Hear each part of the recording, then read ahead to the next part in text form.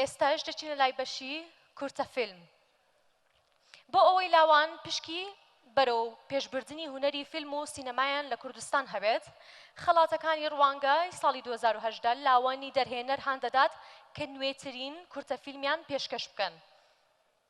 ئەو گەنجانەی کە گەیشتونەتە قۆناغی کۆتایی ئەم بەشە بریتین لە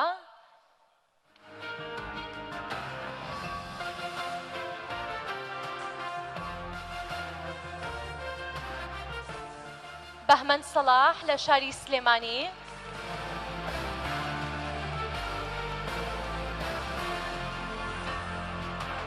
یاد بەیاد لە شاری هەولێر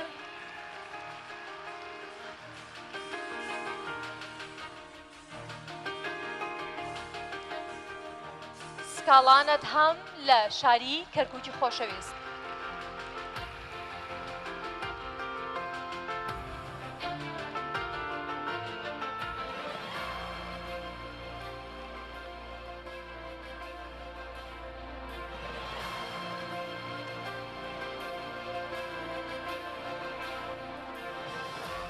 یاد بەیاد بەهمەند سەلاح سکاڵا نازم ئەو سێ گەنجن کە گەیشتونەتە قۆناغی کۆتایی کورتە فیلم ئەو گەنجە بە توانایی کە پلەی سێهەمی بەدەستهێناوە لەم بەشەدا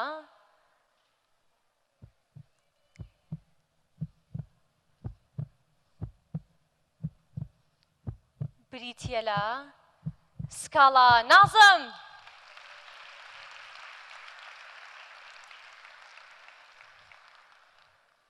لە نێوان یاد بەیاد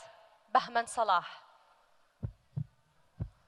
ئەو گەنجەی پلەی یەکەمی بەدەستهێناو دەبێتە براوەی خەڵاتەکانی ڕوانگە بۆ بەشی کورتە فیلم یاد بەیاد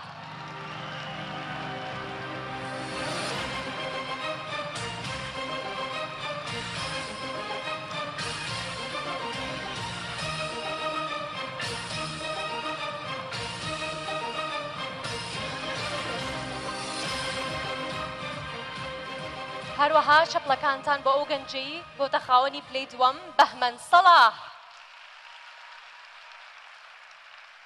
داوا لە بەڕێز سالار عوسمان بریکاری وەزارەتی ڕۆشنبیری لاوان دەکەین کە بفەرمێتە سەر ستەیج بۆ پێشکەشکردنی خەڵاتەکان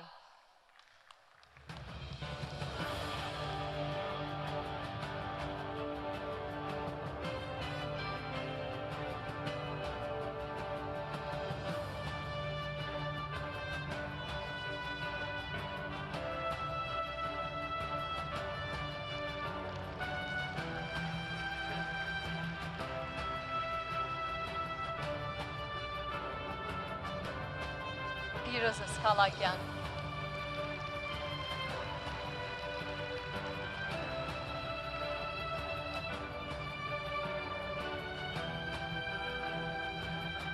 پیرۆزە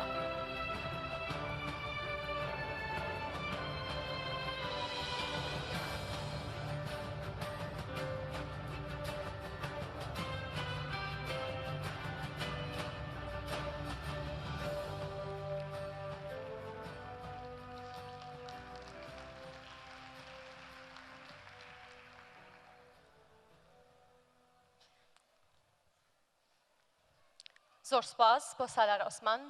بۆ کوێ ڕۆیباد و قسە بکەین بەیەکەوە زۆر پیرۆزە یاد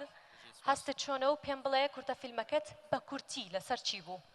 وڵا هەستم زۆر خۆشە لەبەرەوە یەکەم کاری فیلمە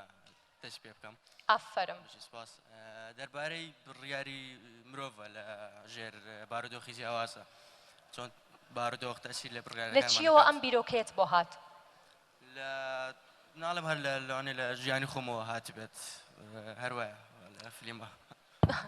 نالەوانەیە لە کەسانی ترە وەرگرت بێت لەوانەیە بیرۆکەی خۆت بێ بۆ ژیانی خۆت بەڵام هەر بژیت شایانی دووبارە پیرۆزە بفەرمۆ